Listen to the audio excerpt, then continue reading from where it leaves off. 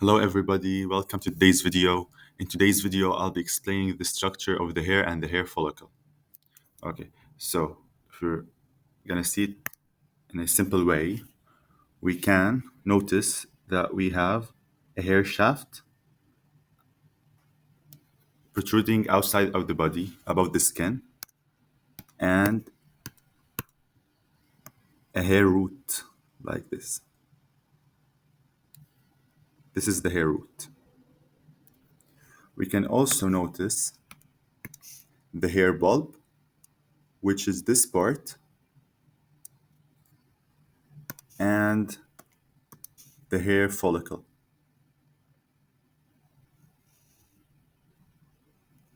Okay, so let's dive deep into these structures. We can see that the hair root consists of layers, three layers of keratinized cells: the medulla, cortex, and cuticle, cortex, and the medulla. Let's start with the medulla. The medulla is the only part of the hair that contains soft keratin. Okay, what is keratin? Keratin is a protein that provides protection. So the medulla is the only part of the hair that contains soft keratin. This means that each cell in the hair has hard keratin, except of the cells in the medulla. They have soft keratin like the epidermal cells. We can say that hard keratin is tougher and more durable keratin. Okay, let's move to the cortex. The cortex is a bulkier layer, as you can notice. This is the medulla. We said it's the core of the hair. The medulla is the core of the hair.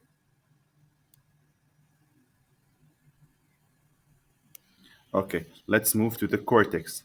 The cortex surrounds the medulla and it's a bulkier layer of several layers of flattened cells.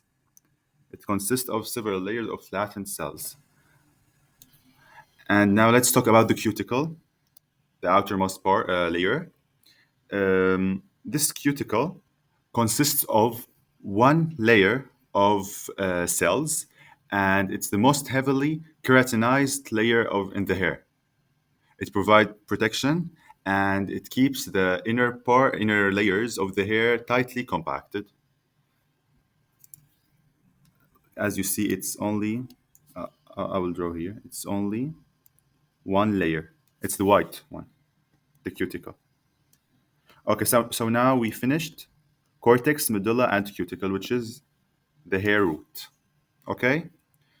And of course, the hair, they can be seen also in the hair shaft. So these are the layers, the three layers of the hair. Okay, let's move on to the hair follicle. The deep end of the hair follicle expands to form the hair bulb. So here you can see the hair bulb. Okay? It's a longitudinal view of the expanded hair bulb of the follicle. A knot of sensory nerve endings called the hair follicle receptor or root hair plexus wraps around each hair bulb. It's not illustrated here, but you can imagine it. Let's say, I will draw it here.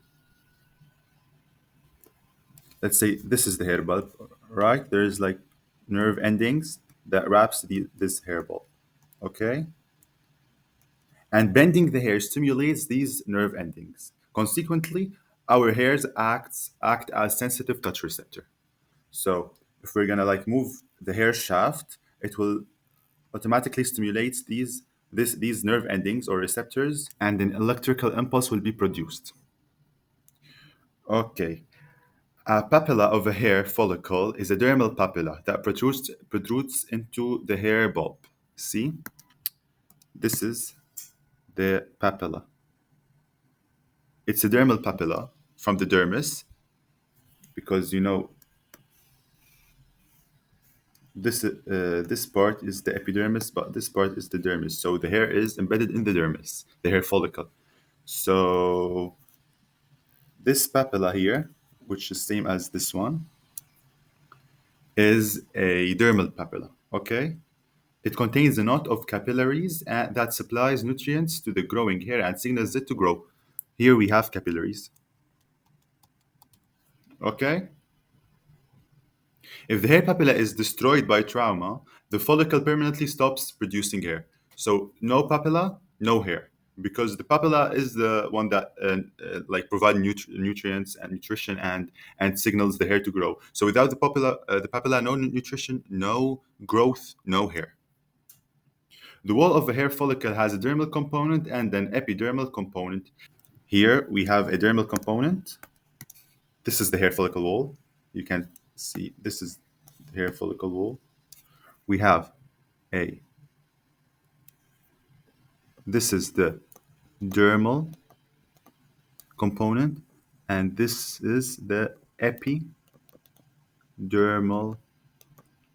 component. Okay, let's erase these.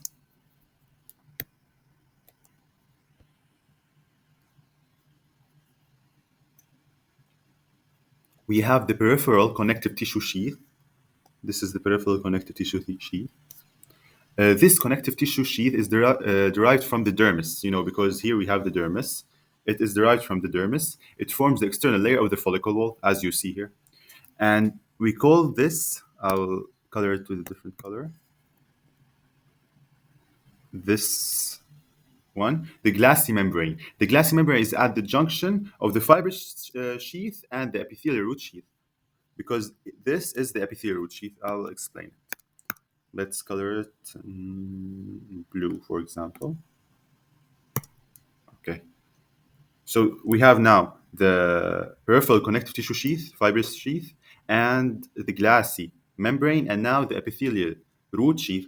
The epithelial root sheath is derived from the epidermis. Let me show you. Here we have the epidermis. This is the epidermis. So we can see the epidermis going inside like this and like this. Can you imagine it? Forming the epithelial root sheath. That's why I said that it is derived from the epidermis. The external one, we have an external one, this one, and an internal one. This one is a direct continuation. This one is a direct continuation of the epidermis. So if we're gonna follow these cells up, it will go to form the epidermis. I don't know if you can imagine. Wait, I will draw it here. It will simplify. We said that this epidermis, right? It goes in to form the external root sheath. Okay, but the internal root sheath is not originally formed from the epidermis, which is the external layer of the skin. It's not formed from here. It's not the extension of the epidermis. This one is formed by the matrix cells. Where are the matrix cells? Here, hair matrix, in the hair matrix. So these cells produce the internal epithelial sheath, epithelial root sheath. Since we talked about the hair matrix, what is the hair matrix? Hair grows because cells in the bulb of the follicle divide rapidly. These dividing cells make up the hair matrix and lie immediately adjacent to the papilla. So we said that this is the papilla, and the blue ones are the cells of the matrix adjacent to the papilla. As these matrix cells divide, they are replenished by stem cells that migrate down to the bulb from a region closer to the skin surface called the hair bulge. So I will provide a picture of the hair bulge. Can you see it?